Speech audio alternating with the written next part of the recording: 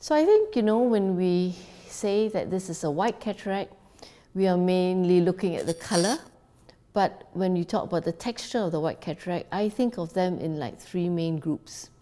So the one that we all fear is really the intumescent cataract, where the whole lens is swollen because it's imbibed fluid, and so everything's under tension. Then we have got the dry type of white cataract, where you have a white layer, and beneath that the nucleus may be white or it may be even brown. And finally, we have what we call a Morgagnian cataract. In the Morgagnian cataract, the outer cortex is already liquefied, and the nucleus then can become mobile, and it may even settle and sink downwards and get separated away. It's important, first of all, to try to reduce the swelling pharmacologically. So these patients, I would run in intravenous mannitol about 30 to 60 minutes prior to the surgery. That draws water out of the vitreous as well as the lens, so that the lens is not being pressurized by a vitreous, but actually the vitreous is already shrunken, so there's more space for this lens, and the lens is also not as thick and not under such high tension and pressure.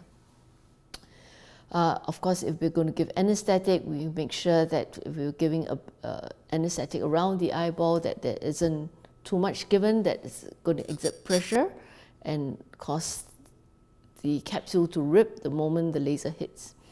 Now, what I like to do is when we do the laser, it's very important how we dock.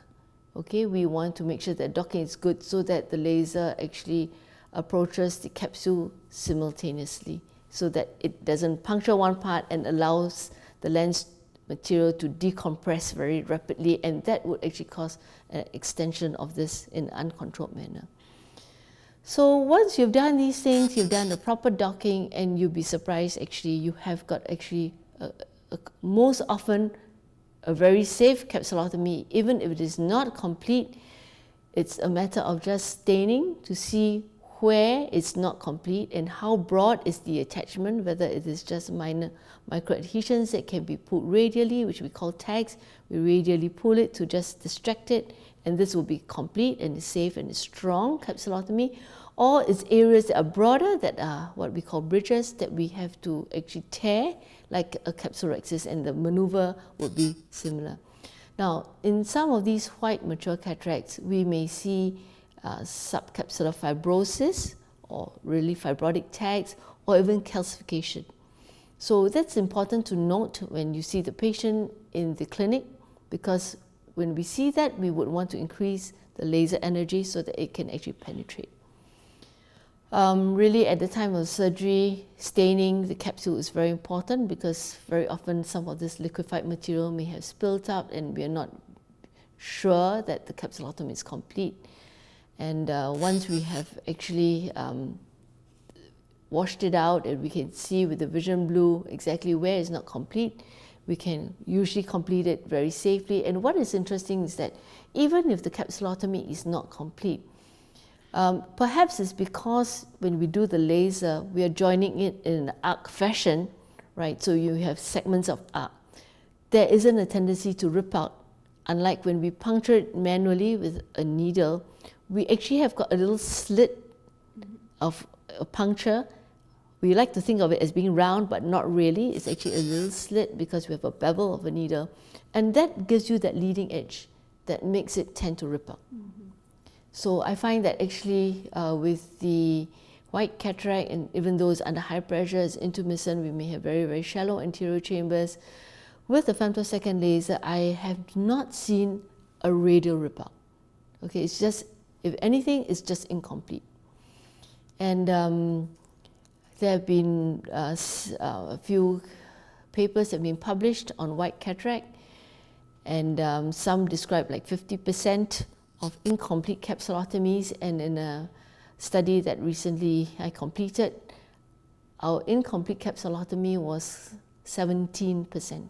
Wow. And I think the difference really was running that mannitol pre-op. So I think that's a very important thing. If you remember nothing, right?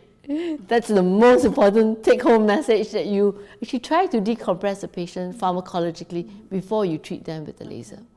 Now, if we have a dry type of white cataract, I think this is quite straightforward. Most times the laser does cut through and it doesn't rip out, there's no risk, okay? But the advantage is that you can actually have a nice, well-sized capsulotomy, and you can also try fragmentation, because you'll be surprised that the laser very often can pass through to treat the nucleus if this white layer of cataract is not that thick.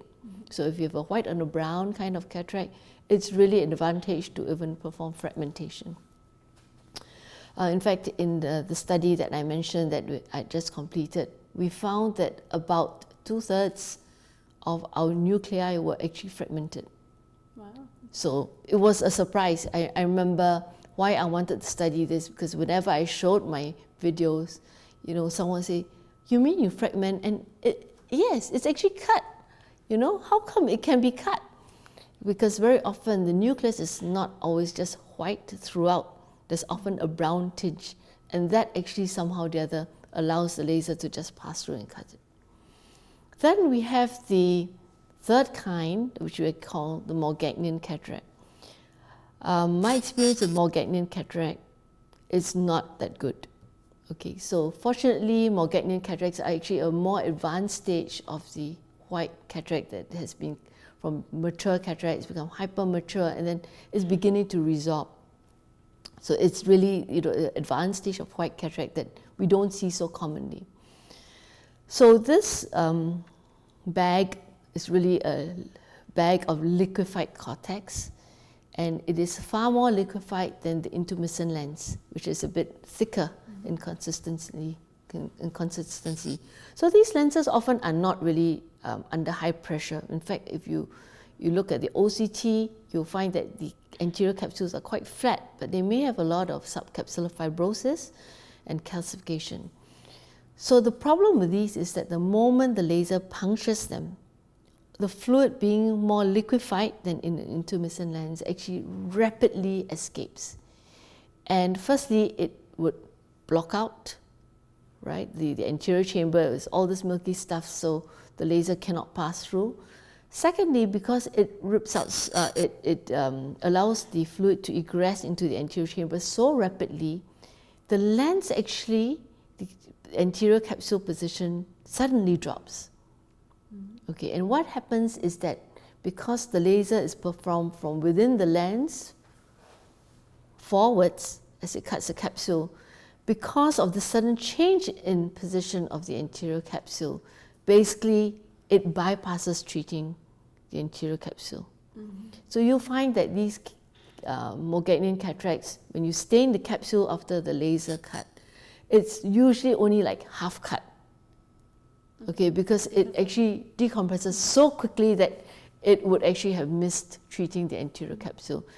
And that's the kind of case where you really wish you had the laser to help you, because it's so much fibrosis and calcification that sometimes you can't tear through. So the other issue with these lenses is that the lens is often kind of like settled inferiorly, so it may not even be in the center. No point doing a fragmentation.